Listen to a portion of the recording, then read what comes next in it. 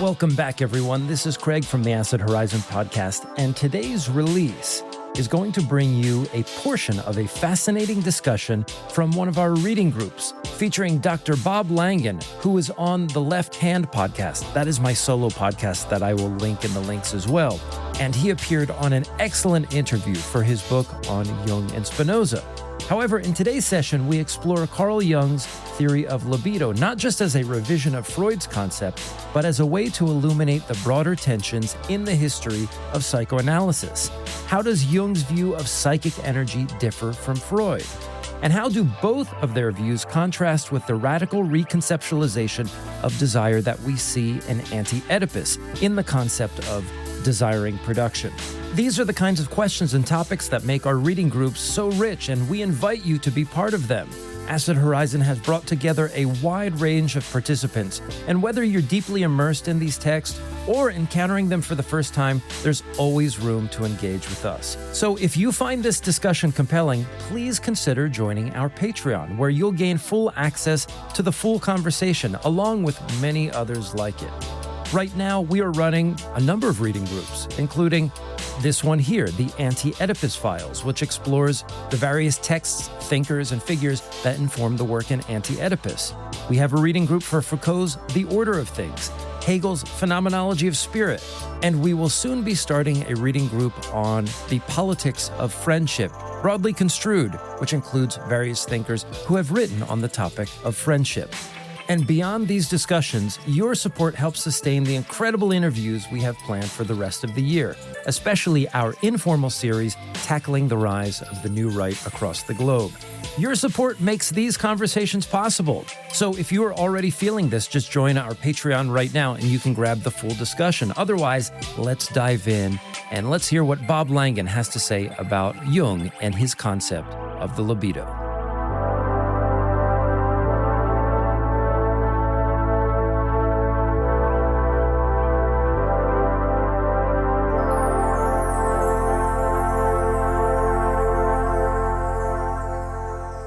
Okay, everyone, welcome once again. It is Saturday, February 22nd, and this is the second month meeting of the Anti-Oedipus Files. And this month, one of the things that we're delving deep into is the concept of libido. And for this, I made a somewhat strange but not completely off-base choice to focus on the work of Carl Jung, a series of essays that are in Symbols of Transformation on Carl Jung's concept of the libido, the transformation of the libido, and how it stands as a challenge to the notion of libido put forward by Freud. And it is well known that Deleuze, at least in his early life, had somewhat of an affinity for Jung's works, maybe over and above that of Freud's. And it stands to reason that Jung's work may have informed or inflected some of the views that Deleuze and Guattari maintain with regard to libido. And that's one of the things that we would like to interrogate here tonight. And so for that, I brought back Bob Langan. And Bob reached out to me sometime in late November, early December, to promote his book on Routledge Press, Jung and Spinoza. And what the subtitle is, Passage Through the Blessed Self? Yes. That's right. Yeah. And so he came on the little solo podcast that I run called Left Hand and did an overview of the work of Jung and Spinoza and where they overlap and why it is the case that Carl Jung's work may be closer to Spinoza than he would actually like to admit. But we're bringing Bob here tonight to bring his wealth of knowledge on the topic of Carl Jung and his engagement with Deleuze and Guattari. And he's going to give us a sort of overview of Carl Jung's theory of libido. And we would just like to give him a warm welcome. And as we do that, Bob, why don't you just say a little bit about yourself, your work, your research before we get going?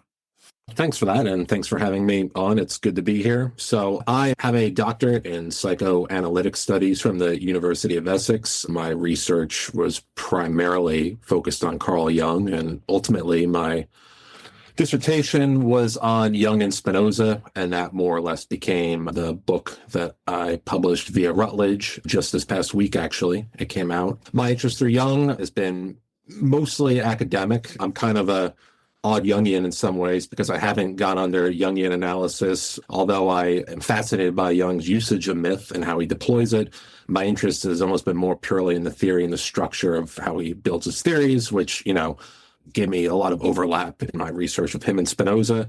And one of the things I'm really interested in is how Jung at times has an introverted bias in his theories, a vision of the psyche that stays very inward, where the outside is almost just a projection of what's happening on the inside. And I'm very interested in trying to change that because I think it causes problems in Jung's theories. And some of that comes up in this topic tonight about Jung and libido and how Jung tries to transform it purely from a Freudian view to his own view and obstacles he comes across along the way. Now, before we go any further, if somebody's tapping into Acid Horizon for the first time, or maybe they've been a regular listener, there's an obstacle I think that we need to clear here right at the beginning, given the fact that we're covering Carl Jung, and Carl Jung has earned himself a very poor reputation in recent years due to a certain Jordan Peterson. So maybe let's just clear the air on that. As somebody who has studied Jung, can you give us the just sort of short version, your elevator pitch for or against Jordan Peterson as a Jungian? Yeah, I'll give a pitch against it. He's a junk food version of Jung. As we discussed on the Left Hand podcast, I do respect the fact that he understands that the quote-unquote out there aspect of Jung, the metaphysical side of Jung, is what appeals to people. And he has harnessed that in a way that a lot of post-Jungian scholars who quite understandably want Jung to be legitimate for the academy and as a psychotherapeutic brand have kind of diminished those more radical ideas in Jung psychology. Peterson hasn't. He's played them up, and that's made him an attractive figure with a big following. But it's a junk food version of Jung. Something that we'll probably touch more upon in the discussion tonight is, for Peterson, the Jungian archetypes, these patterns of behavior, these primordial images that seem to inform our behavior to some extent. Peterson makes it very much a how you should behave sort of application. Yeah, whereas Jung is doing something a bit more subtle, and this difference actually, I think, plays into Deleuze and Guattari's somewhat positive, but also somewhat, critical approach to Jung as well. So why don't we get started? Let's talk about the essays. There's the introduction, the concept of libido, the transformation of libido. I think that's what was on the syllabus for tonight. Maybe even the third one. Maybe some folks went there. What is Jung up to here?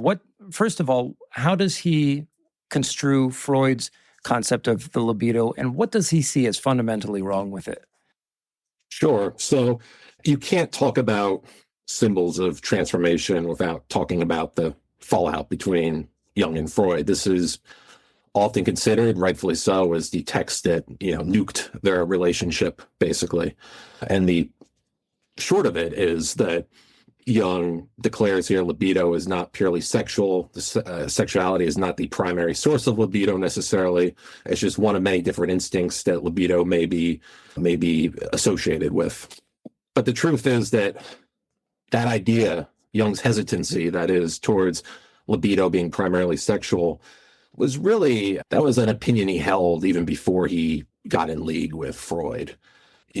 There's a lot of ideas building in Jung's fledgling psychological theory himself, as a doctoral student, when he's working at the Bergozli Institute, and then indeed when he later is in league with Freud, that run counter to the psychoanalytic movement. So in some ways, the relationship was doomed from the start. That's an opinion that a lot of Jungian scholars have written good stuff on, and I think it would be helpful to give some of that context leading into these two essays, concept of libido and transformation of libido, because you can't really separate those two things. And I would also say the other thing that Jung is doing in Symbols of Transformation is a lot of these examples that he's giving of how symbols erupt in the unconscious and they present a problem that we have to solve.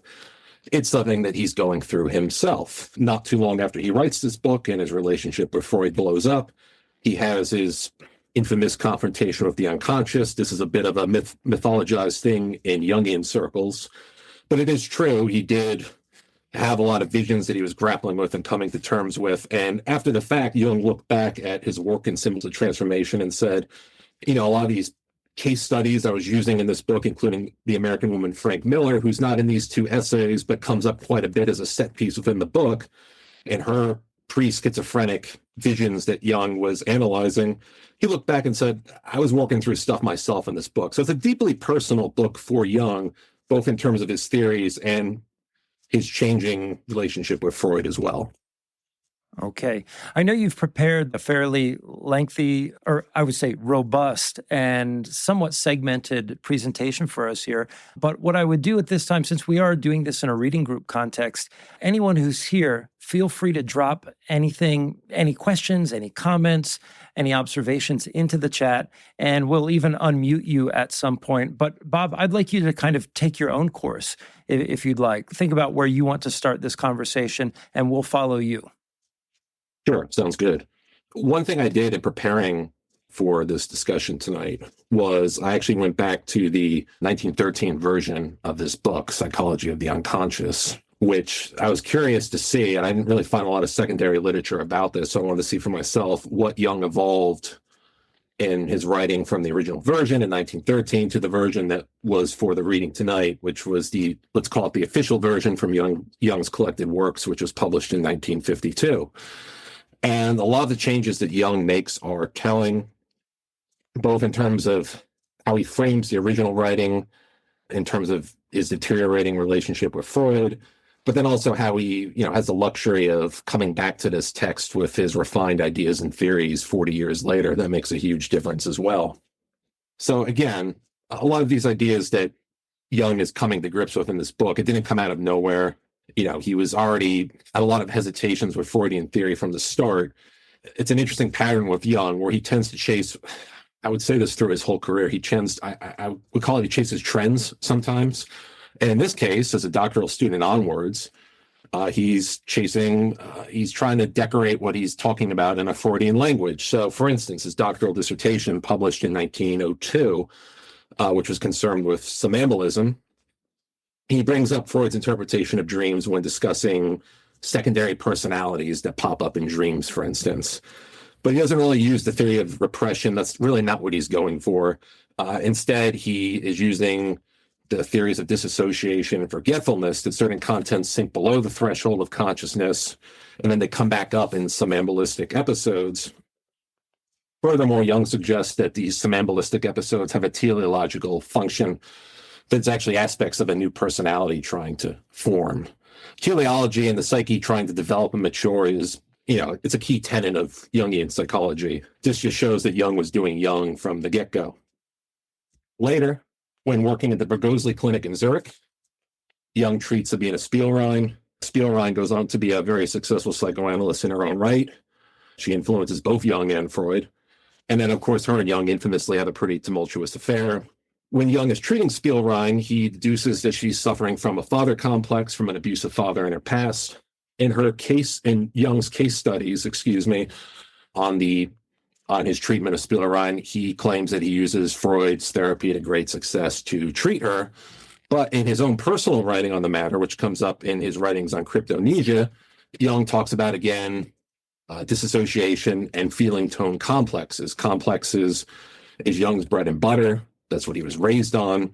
That's what, is very early psychology in terms of his influence from Eugene Bleuler, from Pierre Janet. Complexes is, his whole theory of a disassociating psyche is really the background that he's coming from, the milieu that he's coming from. And so he's really using that instead of this more vertical method of repression, even though he keeps putting the Freudian label on it.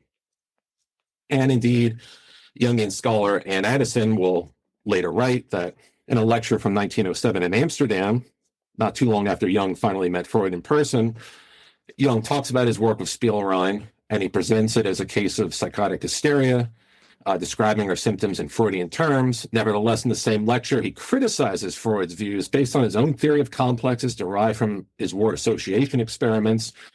So word association experiments, if you don't know, this is some of Jung's earliest work, treating complexes, where he would just give a patient a series of words, and based on the amount of time it took them to give a response, he was trying to quantify the affect that an unconscious complex might have had with someone. So even now, after Jung has met Freud, he's still talking about things in terms of that. And then he goes on to give a very wide interpretation to Freud's understandings of sexuality and libido, describing them respectively as the instinct for the preservation of the species, a phrase that comes up a few times in the essays that we read for this session.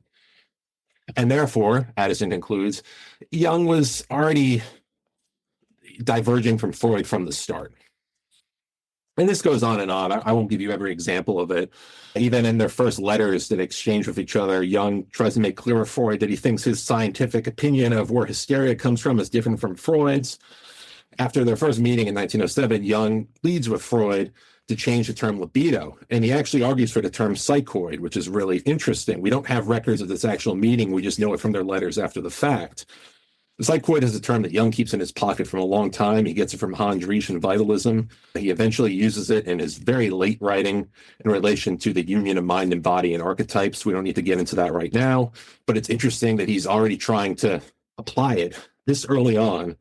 And Freud says, I appreciate your motives in trying to sweeten our sour apple, but no, we're sticking with the libido in the strictly sexual terms, in terms of what libido does as well. Let's talk a little bit about the section of the set of essays where actually Jung goes out and claims the word libido because he wants to take it back to a way that libido was understood in the writings of Cicero, if I'm not mistaken, or at least in the Latinate sense, it was a more encompassing cosmic principle.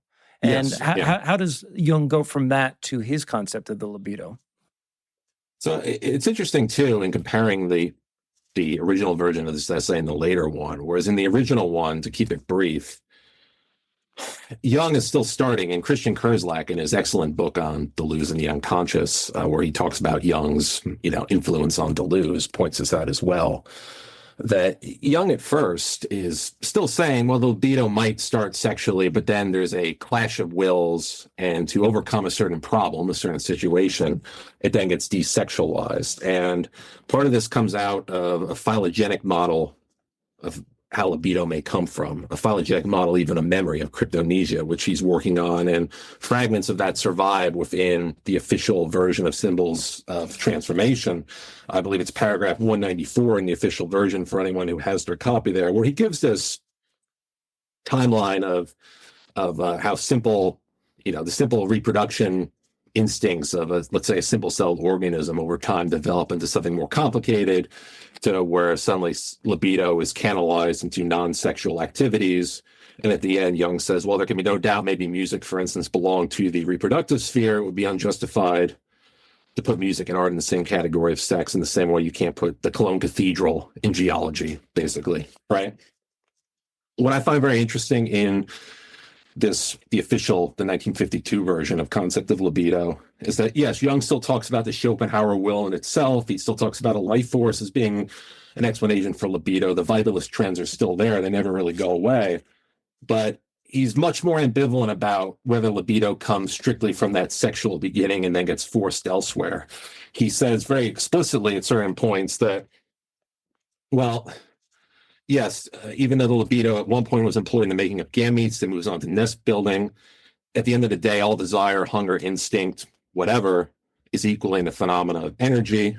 And then we know far too little about human instincts and their psychic dynamism to risk giving priority to any one instinct. Again, he's much more ambiguous on this point. There's this linear line between primitive sexuality to something more spiritual. He replaces more of, well, sometimes the libido is sexual, sometimes it isn't.